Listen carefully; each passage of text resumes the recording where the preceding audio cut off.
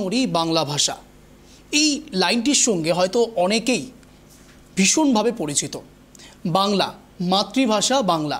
বিশেষ করুন আমরা বাংলায় কথা বলি, বাংলা ভাষাকে সম্মান করি, এবং তার সঙ্গে সঙ্গে হ্যাঁ এটাও ঠিক, বাংলা ভাষার যেমন প্রয়োজনীয়তা রয়েছে তার সঙ্গে সঙ্গে সমস্ত ভাষাকে আমরা সম্মান জানাই।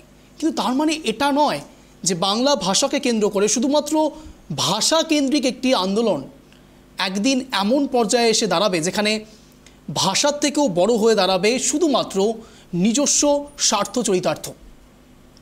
আর এই স্বার্থ নিয়েই দিনের পর দিন রাজনীতিকরণ করবার চেষ্টা চলছে বাংলাদেশে। না আজ কোনো রাগঢাক যেমন বাংলাদেশ দেখাচ্ছে না, বিশ্বাস করুন ট্রাইব টিভি বাংলায় ইতিমধ্যেই অঞ্জনও সেই রাগঢাক রাখবে না।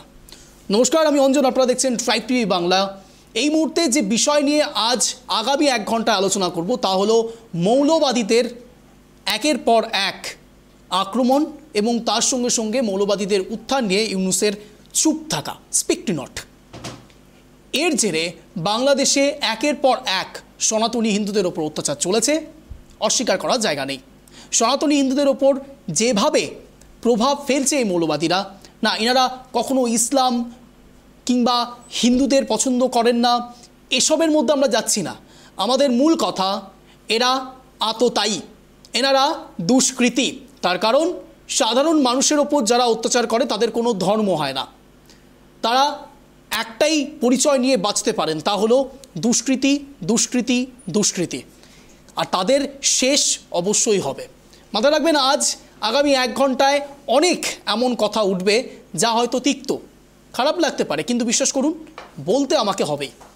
হ্যাঁ, তার জন্য হয়তো আপনারা অনেক কিছু করতে পারেন যারা বাংলাদেশের দর্শক রয়েছেন, কিংবা হতে পারে বাংলাদেশের সরকারের পক্ষ থেকে অনেক রকম কথা আপনারা বলতে পারেন, কিন্তু বিশ্বাস করুন ভারতে থেকে বায়াস না হয়ে প্রত্যেকটি অথেন্টিক খবর আপনাদের সামনে রাখব।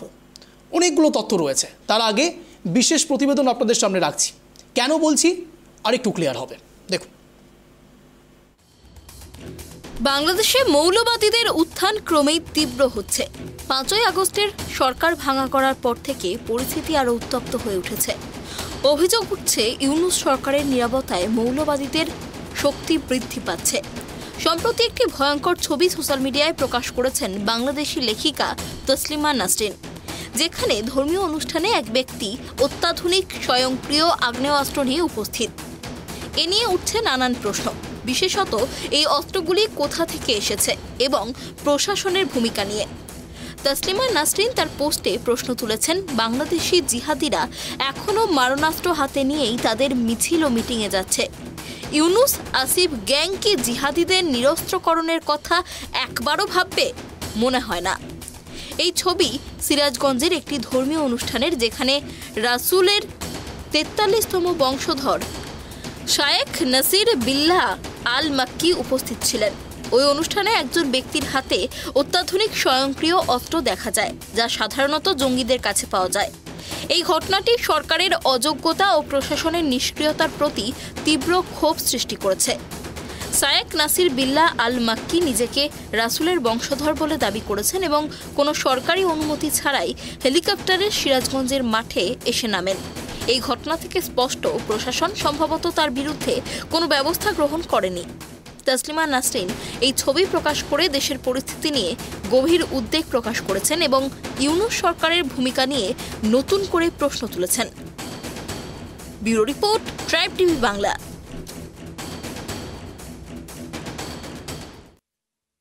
যে বিষয় নিয়ে কথা হচ্ছে, মূলত আজ একটি পোস্ট ভাইরাল হয়েছে, ইতিমধ্যে আপনাদের কাছেও হয়তো সেই পোস্ট পৌঁছে গিয়েছে।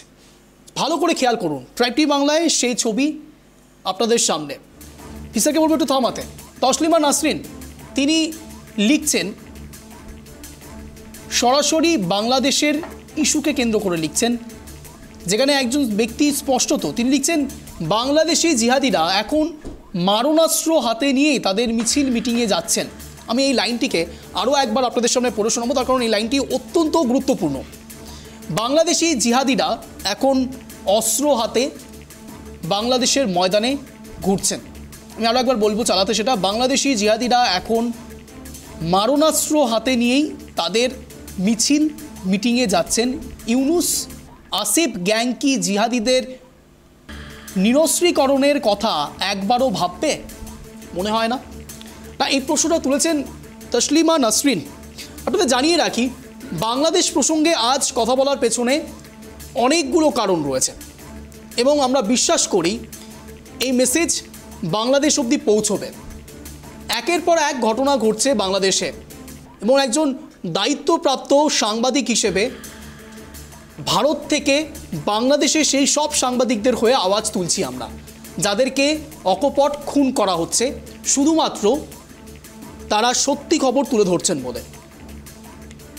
যারা যারা এই সব আক্রমণের শিকার হচ্ছেন, মাথায় রাখবেন এই সব অধর্ম করে কেউ পার পাবেন না। প্রথমেই ডিসক্লেমার দিয়ে রাখি, যেসব দর্শকরা ইতিমধ্যে দেখছেন, না আমরা কোনো ধর্ম, জাতি, বর্ণ এইভাবে আলাদা আলাদা করছি না। আমরা বিশ্বাস করি কবি কাজী নজরুল ইসলামের সেই লাইনগুলো, হিন্দু মুসলমান সবাই এক, এখানে কাউকে আলাদা করা হচ্ছে না। কিন্তু প্রশ্ন ওঠে যখন জিহাদিদের, তখন তাদের জন্য নো মার্সি।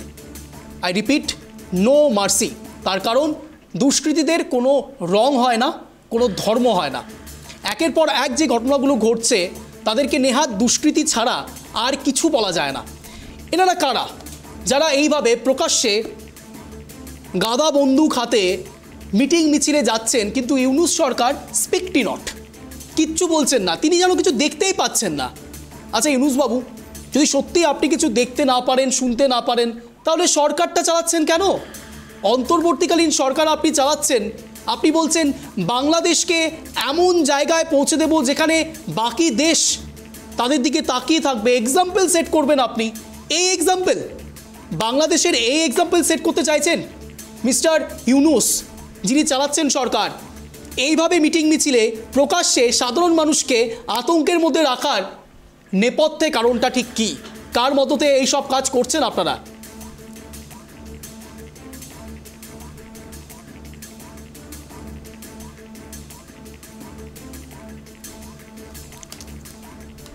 শুধু তাই নয়, আপনাদের সামনে আরও কিছু ডেটা এবং তথ্য সামনে রাখবো। এমন কিছু ডেটা, কথা দিয়েছি না, এমন কিছু তথ্য আপনাদের সামনে রাখবো, সে তথ্য আপনাদের জানা দরকার। এবং যারা বলছেন না যে কোনো রকম সনাতনী হিন্দুদের ওপর আক্রমণ চলছে না, তাহলে প্রমাণ দিন যে সত্যি সত্যি সেখানে কোনো হিন্দুদের আক্রমণ করা হচ্ছে না। এবার আমি আপনাদের সামনে প্রমাণ দেব যে সেখানে সনাতনী হিন্দুদের ওপর আক্রমণ করা হচ্ছে, একের পর এক হচ্ছে। 4 জনকে ইতিমধ্যে গ্রেপ্তারও করা হয়েছে। আচ্ছা সত্যিই যদি তারা কিছু না করে থাকে, বিশেষকে বলবো এটা একটু পজ করতে এই ছবিটি।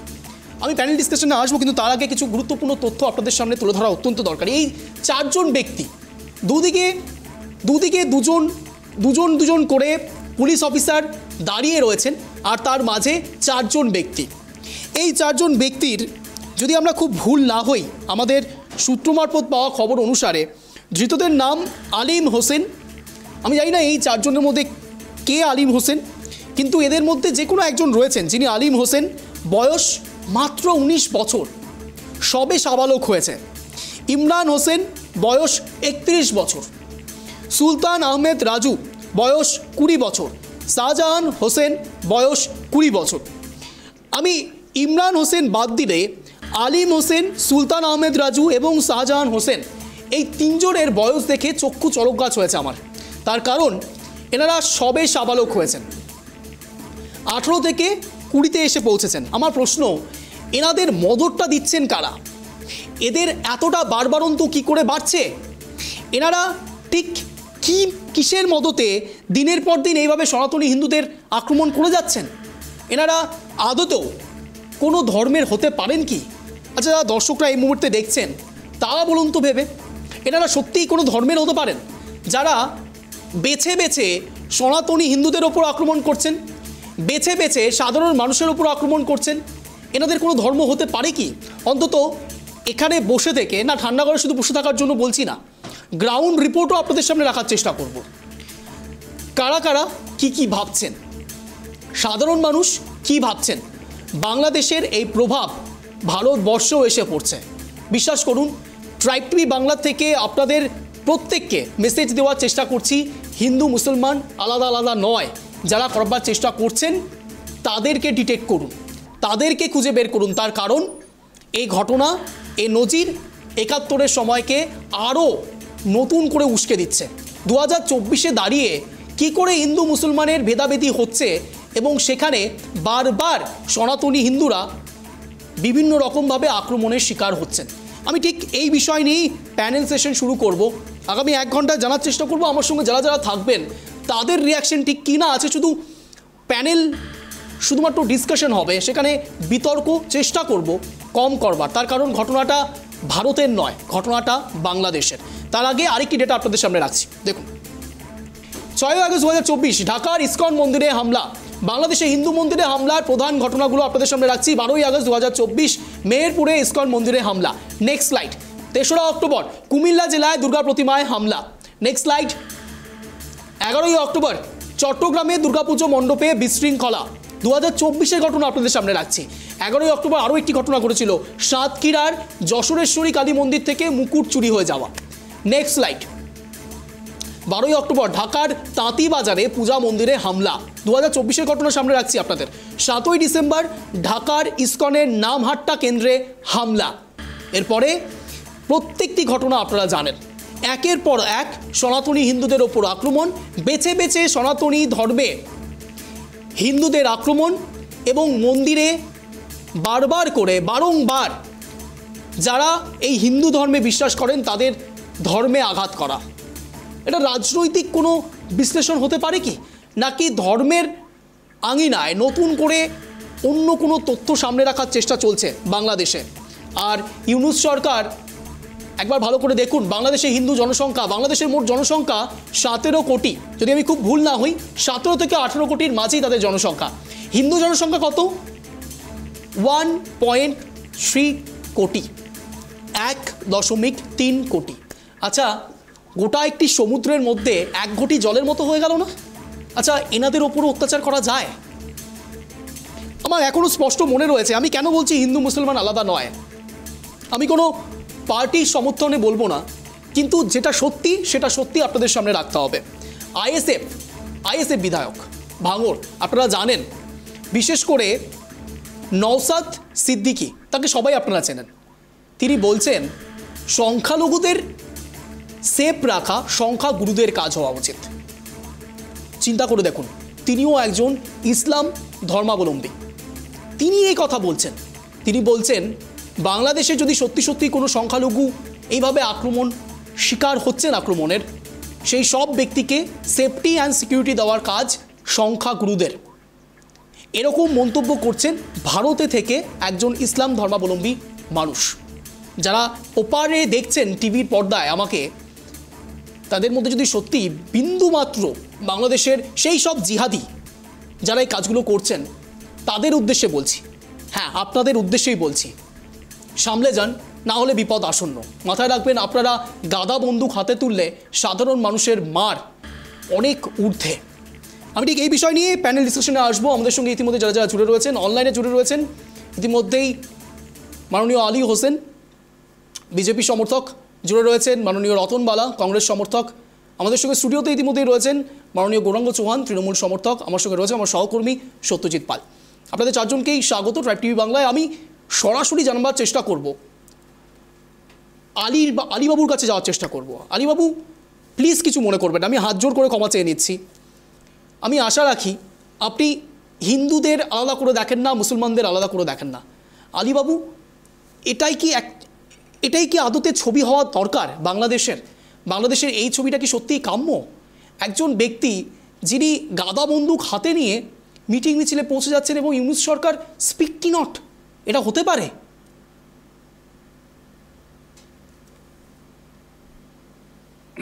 নমস্কার। নমস্কার। আমি এই জাতীয় মিটিংয়ে গাদা বন্দুক কেন, যে কোনো আগ্নেয়াস্ত্র বহন করা সম্পূর্ণ অপরাধ বলে আমরা মনে করি। কারণ আমাদের ভারতবর্ষে এই জাতীয় কৃষ্টি কালচারে বিশ্বাসী না। ভারতবর্ষে লক্ষ লক্ষ সমাবেশ হয় বা লক্ষ লক্ষ মিটিং হয়, কোথাও এই জাতীয় নজির আমরা দেখিনি বা দেখার কথা নাই। আর যদিও কোনো জায়গায় হয়ে থাকে তৎক্ষণাৎ পুলিশ অ্যারেস্ট করে এবং যদি নির্বাচন হয় তাহলে নির্বাচন চলাকালীন নির্বাচন কমিশন দ্রুত ব্যবস্থা নেয়। কিন্তু বাংলাদেশে এটা এই অবস্থায় আমরা দেখতে পাচ্ছি, আপনারা যে মাধ্যমে দেখাচ্ছেন, খুব দুর্ভাগ্যজনক ঘটনা যে বাংলাদেশ সরকার সেই অ্যাডহক হোক আর আপনার তদারকি হোক আর কেয়ারটেকারই হোক আর উপদেষ্টারই হোক, যাই হোক, একটা তো গভর্নমেন্ট বলে কিছু আছে। সেই গভর্নমেন্টের উচিত দ্রুত এই সমস্ত যারা অস্ত্র বহনকারী ব্যক্তি তাদেরকে অ্যারেস্ট করে তাদেরকে গারদে পুরে দেওয়া। এটা হলো এটা উচিতের কথা বলছেন আপনি, কিন্তু ওনারা করছেন না এটা কাজ বলে আমরা মনে করি। একেবারে আমি এই বিষয় নিয়ে সরাসরি রতনবাবুর কাছেও যাবো। রতনবাবু, এই ছবিটা সত্যিই কাম্য নয়। আপনার সঙ্গে এর আগেও প্যানেল সেশন আমাদের হয়েছে, যেখানে স্পষ্টত বাংলাদেশের একের পর এক এমন এমন ভিজুয়াল আমরা সামনে রেখেছি যা সত্যি চক্ষু চড়কগাছ করবার মতো। আজকে যে ছবিটা রাখছি, রতনবাবু আপনিও হয়তো ঘাবড়ে যাচ্ছেন, এটা বাংলাদেশের কালচার শুরু হলো? তাহলে কি বাংলাদেশ এখন নতুন করে অন্য কোনো শাস্ত্রে শাসিত হবে? মানে আমি বলছি, মৌলবাদীদের হাতে চলে যাবে সম্পূর্ণ বাংলাদেশটা? হ্যাঁ অঞ্জনদা, শুভ সন্ধ্যা। শুভ সন্ধ্যা। যারা বসে আছেন সকলকে আমি শুভ সন্ধ্যা জানাই। দেখুন অঞ্জনদা, যেদিন আমরা আপনাদের এই চ্যানেলে, বিভিন্ন চ্যানেলগুলোতে, বিশেষ করে আপনাদের চ্যানেলেও আমরা দেখেছি যে আমরা যেরকম ভারতবর্ষের জাতির জনক হিসেবে কাকে বলে, মহাত্মা গান্ধীকে আমরা জাতির জনক ভাবি, ঠিক সেরকমই বাংলাদেশের জাতির জনক আমরা কাকে বলি? বঙ্গবন্ধু শেখ মুজিবুর রহমান। যেদিন শেখ মুজিবুর রহমানের মূর্তিগুলো ভেঙে ফেলা হলো বাংলাদেশে, এবং তার মূর্তির উপরে যে ধরনের ব্যবহার করা হলো, সেদিন থেকে বাংলাদেশ আর বাংলাদেশ থাকলো। বাংলাদেশ সম্পূর্ণ চলে গেল মৌলবাদীদের হাতে। কারণ যারা জাতির জনককে এইভাবে অপমান করতে পারে, তারা কখনোই বাংলাদেশের, কি বলবো, সুনাগরিক তো বলবোই না, তারা, আপনি যেটা বললেন, যদিও আজকের বিষয়টা খুবই স্পর্শকাতর বলবো এই কারণে যে দেখুন, যাদের হাতে এই দেশটা চলে গেছে, আপনারা নির্ভীকভাবে প্রোগ্রামটা করছেন, আপনাদের অসংখ্য ধন্যবাদ। মৌলবাদীরা যারা, তারা হিন্দু ধর্মাবলম্বী যে সমস্ত লোক আছে, তাদেরকে কিন্তু তারা ধর্মান্তকরণের চেষ্টা করছে, ধর্মান্তকরণের চেষ্টা করছে, আপনি দেখতে পাচ্ছেন। এবং তারা বাইরে বোঝানোর চেষ্টা করছে যে হিন্দুরা স্বেচ্ছায় তারা ইসলাম ধর্ম বা মুসলিম ধর্মে তারা দীক্ষিত হচ্ছে। এটা বড় লজ্জার, এটা বড় ভয়ঙ্কর ব্যাপার। এটা মানব জীবনের, মানবতার কলঙ্ক বলে মনে। কারণ কোন মুসলমান ধর্ম জোর করে বা কোন ইসলাম ধর্মে কখনোই, আমার জানা নাই, যতটুকু জানি, জোর করে কাউকে কখনো এক ধর্ম থেকে অন্য ধর্মে দীক্ষিত করে না। আমি বলছি এটা হবে কেন? যে কোনো ব্যক্তি যে কোনো ধর্মে বিশ্বাস করতে পারেন, তিনি হিন্দু হতে পারেন, তিনি মুসলমান হতে পারেন, তিনি বৌদ্ধ হতে পারেন, যে কোনো ধর্মের হতে পারেন। তার অর্থ এটা নয় যে একজন আরেকজনের উপর সেটা চাপিয়ে দেবে। এটা গণতান্ত্রিক অধিকার নয়। একদম একদম। কিন্তু অঞ্জনদা, ইসলাম ধর্মে, যে গোটা পৃথিবী জুড়ে যে ইসলাম ধর্ম আছে, এর পবিত্রতাকে এরা নষ্ট করেছে মৌলবাদীরা। হয়তো শুনতে খারাপ লাগছে অঞ্জনদা, গোটা পৃথিবীতে এর সমালোচনা হচ্ছে যে ইসলাম কখনো এই জিনিসটা বা এই মৌলবাদদেরকে কখনো প্রশ্রয় দেয়। যে কোনো ধর্ম হতে পারে, বলুন তো, হিন্দু ধর্মের যে সমস্ত মানুষ যারা, তাদেরকে আজ পর্যন্ত তারা অত্যাচারিত হয়েছে বিভিন্ন দেশে, কিন্তু তাদেরকে খতম করা যায়নি, আর তাদেরকে খতম করতে পারবেও না। যুগ যুগ ধরে অত্যাচারিত হয়েছে হিন্দু ধর্মে। আজকে ভারতবর্ষের ঔরঙ্গজেব যেটা করেনি, কিন্তু বাংলাদেশের মৌলবাদীরা সেটা করে দেখাচ্ছে। বড় দুঃখের বিষয় অঞ্জনদা। আমরা ইসলাম ও মুসলমান এক জিনিস নয় অঞ্জনদা। ইসলাম হচ্ছে একটা আদর্শের নাম, আর মুসলমান যারা, তারা সেই আদর্শকে মেনে চলার চেষ্টা করে, কিন্তু মৌলবাদীরা এগুলো কিছুই মানে না। তাই ধরুন, যারা দীর্ঘদিন ধরে বাংলাদেশে যে সমস্ত হিন্দু সম্প্রদায়ের মানুষরা একসঙ্গে বসবাস করছে দীর্ঘদিন ধরে, কিন্তু তাদের উপরে কেন আজকে এই অত্যাচার, কেন এই অত্যাচার হবে? সেখানকার সরকার বলুন, এবং যারা শুভবুদ্ধি সম্পন্ন মানুষ আছে, যারা উদারবাদী মানুষ আছে, তাদের কাছে অনুরোধ করব, আপনারা রুখে দাঁড়ান। কারণ আজকে যে ছবি আপনারা ট্রাইব টিভি চ্যানেলে দেখাচ্ছেন, যে এই ছবি তো ভয়ঙ্কর। আমরা তালিবানি শাসনে এই ছবি দেখছি, আফগানিস্তানে আমরা এই ছবি দেখেছি, যেখানে বন্দুক হাতে নিয়ে তারা জঙ্গি কার্যকলাপ করে। আমি তো সেটাই বলছি নতুন বাবু, বাংলাদেশ কি চাইছে? বাংলাদেশের নিজের নামকরণ পরিবর্তন হয়ে গিয়ে পাকিস্তান হয়ে যাবে আবার? আমি একদম সরাসরি একদম স্পেসিফিক্যালি বলছি। আমি ঠিক এখান থেকে গৌরাঙ্গবাবুর কাছেও আসবো। গৌরাঙ্গবাবু, আমি যদি খুব ভুল না হই, ইসলাম শব্দের অর্থই হচ্ছে আত্মসমর্পণ, শান্তি। এটা সেই শান্তির প্রকাশ হচ্ছে। আদৌ ইসলামের নাম নিয়ে এরা নাম ভাঙিয়ে এরা আদৌ ইসলাম ধর্মে বিশ্বাস করে, নাকি এরা মৌলবাদীর থেকেও উঠতে চলে গেছে? সাধারণ মানুষকে যেভাবে কুপিয়ে কুপিয়ে মারা হচ্ছে, এ ছবি সত্যি দেখা যায় না গৌরাঙ্গবাবু? দেখুন, আমাদের পূর্বপুরুষরা ময়মনসিংহ থেকে শুরু করে ঢাকা বিভিন্ন জায়গায় আমাদের পূর্বপুরুষরা সেখানে ছিলেন, আমরাও সেখানকারই বংশধর বলতে পারেন। তো আমরা যেটা জেনেছিলাম যে আমাদের বাংলাদেশ প্রতিবেশী রাষ্ট্র, এবং আমরা খুব ভালো চোখে দেখতাম একটা আদর্শ একটা প্রগতিশীল দেশ এগিয়ে যাচ্ছে, ধর্মনিরপেক্ষ প্রগতিশীল দেশে এগিয়ে যাচ্ছে। এটা তো সবার ক্ষেত্রে শিক্ষায় দীক্ষায় ব্যবসা বাণিজ্যে ভারতবর্ষ সব সময় তাকে আগলে রেখেছে বাংলাদেশকে। আজকে 1.97 মার্কিন বিলিয়ন ডলার প্রতি বছর এখানে বাংলাদেশি পণ্য অন্য ভারতবর্ষে আসছে, ভারতের পণ্য ওখানে যাচ্ছে। মানুষ যাওয়া আসার জন্য মৈত্রী এক্সপ্রেস থেকে শুরু করে বিভিন্ন ট্রেন চালু হয়েছে। ভারতবর্ষের সাথে বাংলাদেশের একটা আত্মীকরণ, হৃদয়ের সম্পর্ক।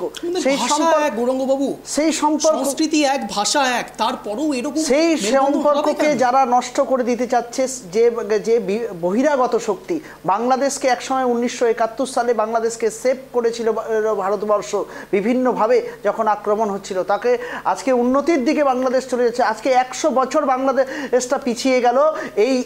এইভাবে করে জোর করে দখল করে দেওয়া যায় না। জোর করে দখল করে যে রাষ্ট্রের ক্ষমতায় আসতে আছে, এটার পিছনে আমেরিকার প্রথমে ইন্ধন ছিল, এখন আমেরিকার কন্ট্রোলের বাইরে চলে গেছে তালিবানি শাসনে। আমি বলি একটা কথা বারবার করে বলি, এটা সত্যজিৎ বাবু আরও বিস্তৃতভাবে বলতে পারবেন আমার মনে হয়, যে আমেরিকা চাচ্ছে যে আজকে ইসরায়েল থেকে শুরু করে ইউরোপিয়ান কান্ট্রিগুলোতে যে যুদ্ধ লেগে আছে, সেই যুদ্ধ এশিয়ান কান্ট্রিগুলোতেও কন্টিনিউ থাকুক, কারণ তাদের মূল ব্যবসা রয়েছে অস্ত্রের ব্যবসা দীর্ঘদিন থেকে। সেই অস্ত্রের ব্যবসায় তারা প্রতিপত্তি লাভ করে, এবং তারা আজকে এশিয়ান কান্ট্রিগুলোতে যুদ্ধ লাগানোর জন্য বিভিন্ন কুচক্রান্ত করছে। এবং হঠাৎ করে ইউনিস, যিনি বহিষ্কৃত ছিলেন, বাংলাদেশ থেকে বিতাড়িত ছিলেন, এবং বাংলাদেশের টাকা বিজনেসের নামে শেখ হাসিনার কাছ থেকে টাকা নিয়ে সেই ঋণ পরিশোধ না করতে পেরে তিনি বিতাড়িত ছিলেন এবং বাংলাদেশকে ডুবিয়ে দিয়েছিলেন অর্থনৈতিক দিক থেকে। তাকে তুলে নিয়ে এসে হঠাৎ করে রাতের অন্ধকারে বসিয়ে দেওয়া হলো। বসিয়ে দিয়ে এখন পর্যন্ত বাচ্চা ছেলেরা কেউ শিক্ষামন্ত্রী হয়েছে, কেউ প্রতিমন্ত্রী হয়েছে। এটা কি গণতন্ত্র নাকি? গণতন্ত্র চলছে না ওখানে একনায়কতন্ত্র চলছে। আমেরিকা এটাই চাচ্ছিল যে বাংলাদেশের সাথে ইন্ডিয়ার একটা যুদ্ধ লাগা পরিস্থিতি তৈরি হোক, যাতে তাদের অস্ত্রের ব্যবসার জায়গাটাতে থাকুক। এটার মূল কারিগর ইউনিসকে বসানো হয়েছিল। কিন্তু এখন ইউনিস এত দুর্বল হয়ে গেছেন, এটার সুযোগ নিয়েছে। আমি যদি আমার নিজের রাষ্ট্র যদি দুর্বল হয়, তাহলে শত্রু রাষ্ট্রগুলো আরো ধীরে ধীরে আক্রমণ করার চেষ্টা করবে। আজকে জেএনএন একটা গোষ্ঠী তারা বাংলাদেশে চট্টগ্রাম দখল করতে যাচ্ছে। তালিবানিরা অলরেডি ঢুকে গেছে, বাংলাদেশ এখন কন্ট্রোলের বাইরে। ইমিডিয়েট ইউনিসকে সরে যাওয়া উচিত, এবং সেখানে ভোট অধিকার প্রয়োগ করে সরকার গঠন করে। নাহলে মানুষে দাঙ্গা থেকে শুরু করে আজকে হিন্দু, মুসলিম, শিখ, খ্রিস্টান, জৈন সবাই একসাথে মিলেমিশে থাকবে। এটাই তো ভারতীয় সংস্কৃতি, কালচার হওয়া উচিত। কিন্তু যারা এই ভারতকে চমকানো ধমকানোর চেষ্টা করছে, তারা মনে রাখবে যে বাংলাদেশকে ইস্যুকে কেন্দ্র করে ভারতকে চমকিয়ে লাভ নাই। ভারতের যে ধরনের সামরিক দিক থেকে যতখানি উন্নত, তা দেখিয়ে দিবে। পরমাণু থেকে শুরু করে আমাদের কাছে সব কিছু রয়েছে। আমরা বাংলাদেশের ওই ছোট ছেলে মেয়েদের মধ্যে বিদ্বেষের বিষ, হিন্দু মুসলিম মানুষের মধ্যে ঘৃণার বিষ যারা ঢুকিয়ে দিতে চাচ্ছে ছোটবেলা থেকে ঢাকা বিশ্ববিদ্যালয় থেকে শুরু করে। আমি দেখলাম কিছুদিন আগে একটা বিশ্ববিদ্যালয়ের সামনে হিন্দু ছেলেদেরকে কুপিয়ে মারা হচ্ছে এবং মেরে ফেলা হচ্ছে। এটা অন্যায়, এটা চলতে পারে না। ইউনিস সরকার পুরোপুরি ব্যর্থ। হঠাৎ করে বাংলাদেশ তাদেরকে আমেরিকা বসানোর চেষ্টা করেছিল তাদের বিজনেস স্ট্যান্ডের জন্য অথবা যুদ্ধ লাগানোর চেষ্টা করার জন্য, কিন্তু এখন আরও বেশি ভয়ানক হয়ে গেছে। আজকে তালিবানি শাসনে মানুষ বাংলাদেশকে বুঝতে লাগবে যে আফগানিস্তানে তালিবানি শাসন হয়েছে, কি ডেভেলপমেন্ট হয়েছে, আফগানিস্তানে কোন উন্নতি হয়েছে। আফগানিস্তানে মেয়েরা এখন ঘর থেকে বেরোতে পারে না, বোরখার আড়ালে রেখে দেওয়া হচ্ছে এবং সেখানকার মুসলিম মেয়েদের উপরেই অত্যাচার করা হচ্ছে, তাদের শিক্ষা কেড়ে নেওয়া হচ্ছে, দোকান বন্ধ করেছে, বাইরে বের হতে দেওয়া দিচ্ছে না। এই কদিন আগেও প্রোটেস্ট দেখছি সারা জীবন। একটা জাতি একটা সমাজকে কখনো হচ্ছে ঘরের মধ্যে বোরখার আড়ালে বন্ধ করে দিয়ে এগিয়ে যেতে পারে না। আজকে বেরিয়ে যেতে গেলে আরো বেশি এই বাংলাদেশ আমার নয়, এটা তসলিমা আসরিন যেরকম বলছেন আমরাও এখান থেকে বলছি এই বাংলাদেশ আমাদের বাংলাদেশ একেবারে। এই বাংলাদেশ যেমন আমাদের বাংলাদেশ হতে পারে না, ঠিক তেমনই আমি সরাসরি আমার সহকর্মী সত্যজিৎ পালের কাছেও যাবো। তার আগে সত্যজিৎ দা, একটি বিষয় আমি সত্যি খুব গর্বিত বোধ করছি এই মোমেন্টে দাঁড়িয়ে। আমি যখন এখানে প্যানেল ডিসকাশন করছি, আমার পরিচয় আমি ভারতীয়, আমার সব দিক থেকে আমি ভারতের অংশ, আর ঠিক সে কারণের জন্যই আমার গর্ব হয় যে এখানে রাজনীতির ময়দানে যারা ভাবেন যে ভারতকে আলাদা করবার চেষ্টা করবেন, সেখানে আপনাদের এই এক্সাম্পলটা সেট হোক। ট্রাই টু বি বাংলার এই ছবিটা দেখুন, যেখানে একদিকে তৃণমূল কংগ্রেস বসে রয়েছে, বিজেপি বসে রয়েছে, কংগ্রেস বসে রয়েছে। তারা ভিন্ন দলের হতে পারে, ভিন্ন মতের হতে পারেন, কিন্তু তারা বলছেন ভারতের সামরিক শক্তি এতটাই, কেউ ভুল করেও চোখ তুলে তাকাবেন না। এটাই আমাদের গণতন্ত্র, এটাই আমাদের শক্তি। সত্যজিৎ দা, একদমই দেখো, এটা একটা নজিরবিহীন ঘটনা বলা যেতে পারে। তার কারণ রাজনীতির রং আলাদা থাকতে পারে, রাজনৈতিক আদর্শ আলাদা থাকতে পারে, কিন্তু যখন দেশের বিষয়টা সামনে আসবে এটা কিন্তু একটা ইতিহাস বলা থাকে। কিন্তু ভারতবর্ষের যে সংস্কৃতি এটা কিন্তু নতুন নয়, এটা আমরা বছরের পর বছর দেখে এসেছি। তুমি দেখো, যে সময় প্রধানমন্ত্রী ছিলেন আমাদের প্রাক্তন প্রধানমন্ত্রী নরসিংহ রাও যখন প্রধানমন্ত্রী ছিলেন, ঠিক সেই সময় পাকিস্তানের তৎকালীন প্রধানমন্ত্রী বেনজির ভুট্টো তিনি কিন্তু আমেরিকা জেনেভা সম্মেলনে গিয়ে ভারতের সমালোচনা করেন যে ভারত সরকার 370 ধারা তুলে দেওয়ার চেষ্টা করছে, জম্মু কাশ্মীরে মুসলিমদের অত্যাচার করছে। ঠিক সেই সময় তৎকালীন প্রধানমন্ত্রী নরসিংহ রাও তিনি কিন্তু নিজের দলের কোনো নেতা নয়, বিরোধী দলের নেতা অটল বিহারী বাজপেয়ীকে অনুরোধ করেছিলেন এবং তার অনুরোধে অটল বিহারী বাজপেয়ী জেনেভা যান এবং পাকিস্তানকে উপযুক্ত জবাব দেন। এবং তাদের কিন্তু বেনজির ভুট্টো বলেছিলেন যে ভারতের গণতন্ত্র এই কারণে শ্রেষ্ঠ গণতন্ত্র বলা হয়, তিনি স্যালুট করেছেন। তো আজকে এই আমরা যেখানে বসাই, যেখানে দেখো কংগ্রেস রয়েছে, সিপিএম, তৃণমূল রয়েছে, বিজেপি রয়েছে, সবার একটাই বক্তব্য যে ভারতবর্ষ অনেকটা গিয়ে ভারতবর্ষ সংস্কৃতি আলাদা। এবার প্রসঙ্গ বাংলাদেশ। আমি এবার যাব 5ই আগস্ট, যেদিন শেখ হাসিনা দেশ ছাড়েন, ঠিক তারপরেই 8ই আগস্ট মোহাম্মদ ইউনূস সরকারে বসেন এবং তারপরেই দেখো বাংলাদেশের জেলে যে বন্দী ছিল 270 জন জঙ্গি, তার মধ্যে সবাই কিন্তু মুক্ত করে দেওয়া হয় এবং তার মধ্যে অন্যতম পাকিস্তানের আইএসআই জঙ্গি যিনি রয়েছেন জসিমউদ্দিন আহমেদ, তাকেও কিন্তু মুক্ত করে দেওয়া হয় এবং তিনি এই মুহূর্তে কিন্তু বাংলাদেশে ঘুরে বেড়াচ্ছেন, অবাধে ঘুরে বেড়াচ্ছেন এবং তিনি কিন্তু হিন্দু নিধন কার্যকলাপ চালিয়ে যাচ্ছেন এই জসিমউদ্দিন আহমেদ। এছাড়া দেখো যে হেফাজতে ইসলাম, যেটা বাংলাদেশে এক কথায় নিষিদ্ধ ছিল, সেই হেফাজতে ইসলামও কিন্তু বাংলাদেশে এখন পুরো দাপিয়ে বেড়াচ্ছে এবং তাদের এজেন্ডা একটাই যে হিন্দু নিধন, বাংলাদেশকে মুসলিম কান্ট্রি তৈরি করা। তো এইভাবে আর সেই কারণে চট্টগ্রাম বলো, রংপুর বলো, বিভিন্ন শহরে কিন্তু বারবার এই হিন্দু নিধন কিন্তু চলছে। এবার প্রশ্ন হচ্ছে মোহাম্মদ ইউনূস সরকার, তিনি তো জঙ্গিদের সমর্থন নিয়েই ক্ষমতায় এসেছিলেন। গৌরাঙ্গবাবু যেটা বললেন যে আমেরিকার মদতে বিভিন্ন জঙ্গি সংগঠনকে অবশ্যই সামরিক সহায়তা হোক, আর্থিক সহায়তা হোক পেয়েছেন, বিদেশি ফান্ডিং পেয়েছেন, আর যার ফলেই একটা দেশের নির্বাচিত সরকারকে সরিয়ে এই মোহাম্মদ ইউনূস সরকার বসেছেন এবং তিনি এই মুহূর্তে দেখো বিভিন্ন জায়গায় সংখ্যালঘু নির্যাতন চলছে, শুধু হিন্দু নয়, খ্রিস্টান, বৌদ্ধ সমস্ত সম্প্রদায়ের মানুষ যেখানে আক্রান্ত, পুলিশ এবং সেনাবাহিনী কিন্তু নীরব দর্শকের ভূমিকা পালন করছে। অর্থাৎ যাদের প্রোটেকশন দেওয়ার কথা তারা প্রোটেকশন পাচ্ছে না, এমনকি যারা ভারত বিরোধী কার্যকলাপ চালিয়ে যাচ্ছে তাদেরকেই বরঞ্চ প্রোটেকশন দিচ্ছে বাংলাদেশের পুলিশ এবং সেনাবাহিনী। আমি বলছি কি চাইছেন ইউনূস সরকার, এক্স্যাক্টলি কি চাইছেন? এইসব মৌলবাদীদের ইন্ধন জুগিয়ে বিশেষ করে ভারতকে টার্গেট করা, ভারতকে বারবার করে চোখে আঙুল দিয়ে দেখানো যে তারা অনেক বেশি সাবলীল হয়ে গিয়েছে শুধুমাত্র তালিবানি শাসন চালিয়ে, এভাবে হয়? তো একদম ইউনূস সরকারের যেটা প্রথম টার্গেট, ইউনূস সরকারের কোনো চাহিদা ছিল না, কারণ তিনি তো সরকারের অংশ ছিলেন না, তিনি ছিলেন ফ্রান্সে থাকতেন, বাংলাদেশের হয়ে নোবেল পেয়েছেন ঠিকই, বাংলাদেশের নাগরিক হিসেবে প্রথম নোবেল পেয়েছেন ঠিকই, কিন্তু তিনি থাকতেন ফ্রান্সে থাকতেন। এবার বাংলাদেশের শেখ হাসিনা যে সরকার আছে 2009 থেকে, এবার এইখানে সমস্যা হচ্ছে একটা সেন্ট মার্টিন দ্বীপ রয়েছে। তার কারণ তুমি জানো ভারতবর্ষ একটা এখন এই মুহূর্তে শক্তিধর দেশ হয়ে উঠেছে, চীন একটা শক্তিধর দেশ হয়ে উঠেছে। সুতরাং দক্ষিণ এশিয়ায় এই দুই মহাশক্তিধর দেশকে কন্ট্রোল করার জন্য আমেরিকার একটা সামরিক ঘাঁটি প্রয়োজন, যেখানে দেখো ভারত সরকার নিশ্চয়ই দেবে না, চীন তো কখনোই নয়, বা অন্য কোনো দেশেও সেভাবে কবজা করতে পারছে না। সেখানে টার্গেট কিন্তু এই বাংলাদেশের সেন্ট মার্টিন দ্বীপ, এবং যেখানে কিন্তু শেখ হাসিনা কিন্তু পরিষ্কার বলেছিলেন তিনি বঙ্গবন্ধুর কন্যা, তিনি বেঁচে থাকতে 1 ইঞ্চি জায়গায় কাউকে দেবেন না। এবং তার এই যে মতামত, এবং তারপরেই আমরা শেখ হাসিনার বিরুদ্ধে কিন্তু নানান দেখেছি, নানান পোস্ট বলো, নানান খবর কিন্তু দেখেছি আমেরিকার ওয়াশিংটন পোস্ট নামক একটি সংবাদপত্রে। তো সুতরাং আমেরিকার এজেন্ডা স্পষ্ট ছিল যে সেন্ট মার্টিন দ্বীপটা কবজা করা, এবং মোহাম্মদ ইউনূসকে সেভাবে নিয়ে এসে বসানো। এবং তারপরে দেখো সেন্ট মার্টিন দ্বীপে কিন্তু পর্যটকদের যাওয়া নিষিদ্ধ করেছিলেন মোহাম্মদ ইউনূস। এক কথায় বলা যায় সেন্ট মার্টিন দ্বীপকে বাংলাদেশ থেকে আলাদা করার কিন্তু পরিকল্পনা ছিলেন, কিন্তু সেই সেন্ট মার্টিন দ্বীপ কিন্তু এই মুহূর্তে আলাদা হওয়ার পথে, অর্থাৎ বাংলাদেশের কন্ট্রোল থেকে বেরিয়ে গেছে, সেটা আমেরিকা নয় আরাকান গোষ্ঠীর হাতে।